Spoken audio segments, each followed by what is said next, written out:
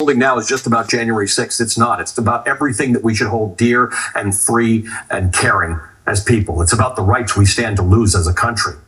A woman with a complex or dangerous pregnancy, which is more likely to happen in America than in almost any other developed country, faces potential death after seeking medical care because of the fear that doctors and hospitals have about breaking the law, getting arrested, losing their license, and possibly going to jail. In Texas, Amanda Zarowski was denied a life-saving abortion because of the state's strict abortion laws. 3 days later, she developed a life-threatening infection and went into septic shock. She almost died. This is awfully close to what Margaret Atwood wrote about in The Handmaid's Tale in 1985. They laughed at the implausibility of her fiction then. Imagine a woman or a couple who did not intend to get pregnant, because yes, that still happens in America, where explicit sex education is increasingly frowned upon in Republican-led states, and where some Republicans are making contraception harder to get. Imagine wanting an abortion, or your wife, or your daughter, or your sister wanting an abortion because they don't have the money to raise that child in the one major developed nation without universal health care and with a soaring cost of education. The cost of raising a child until the age of 18 is more than $250,000, according to statistics from the Brookings Institution. The median American wage is about $60,000. Yet, 2024 Republican candidates Donald Trump, Mike Pence, Asa Hutchinson, and Tim Scott have endorsed the idea of nationwide abortion restrictions. Imagine a nation which imported and captured and imported people against their will and kept them enslaved for 157 years before becoming an independent country, and then fought a civil war 85 years after independence in which 620,000 people died to end slavery, and then kept black people from enjoying their full civil and voting rights for another 100 years. Imagine all those years in which most black people could not begin to achieve equality in education, in housing, in employment, and certainly not in politics. Now imagine a country that has tried to right those wrongs with things as basic as affirmative action.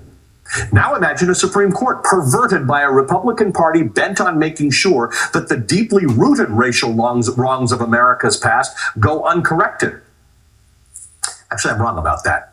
It's not a party that wants the wrongs uncorrected. It's a party that wants the wrongs unlearned. It's a party that sometimes tacitly and sometimes explicitly supports the banning of books.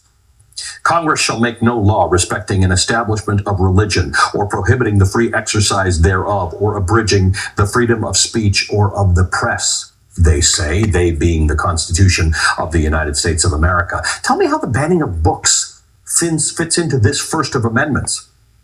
Imagine your gay son or daughter, I'm imagining mine, not having the right to marry whom they love because at least one conservative Supreme Court justice who sits in the majority on our nation's highest court has floated that possibility.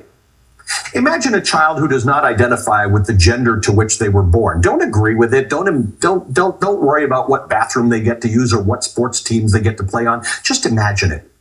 Imagine all the anxiety and confusion and stress that comes with being a kid today. All the questions about fundamental identity. Add to that the stress of wondering if your own body is betraying you. Those children are being persecuted today. It will only get worse. Already, if you're trans in America, your likelihood of being bullied, attacked, and murdered are substantially statistically higher than that of the average American. Trans people are over 4 times more likely to be the victims of violent crime than cisgender people. That's according to a study by UCLA. And what about your vote? Your belief that your vote matters, your faith that your vote will be counted. That's the basis upon which our republic is grounded. The leading contender for the Republican Party actively worked to undermine that core belief, despite knowledge that there was no outcome determinative fraud in the 2020 election, an election his own hand-picked expert said was the safest in American history. An expert who was subsequently fired for saying that. And it's not just the leading contender. Only 4 of his Republican opponents have supported his prosecution to undermine this right. Nikki Haley said, quote, "We've got to move forward," which is a popular sentiment I hear often, except we can't. We cannot move forward from consideration for the rights of our people. All of this is on the line. Democracy is on the line. I've heard all the criticisms of Joe Biden and the Democrats, that Joe Biden at 80 is a whopping 3 years older than Donald Trump, that he seems confused, unless, of course, picking up the Humpty Dumpty that was NATO and putting it back on the wall to help Ukraine fight off an attack from an adversary 28 times its size is confused. I've heard that he's focused on being woke, but not on the economy. Despite 31 straight months of job gains, all of the jobs lost in the pandemic recovered, plus 5 million more, inflation down to a level that most global economists believe is sustainable, a stock market at its highest levels in history, unemployment at its lowest levels in history. As his predecessor used to say, more Americans are working now than ever before. You know what else we have more of than ever before? Heat. And yet another cable station, I won't call it a news station, which is a favorite of Republicans, has been airing segments for weeks about the so-called climate scam. Critical thinking humans are desperate to find solutions to global boiling, and they're still discussing whether or not it's a thing. Donald Trump famously said in office, quote, "We should be focused on magnificently clean and healthy air and not distracted by the expensive hoax that is global warming," end quote. Magnificently clean air, how's that working out for you?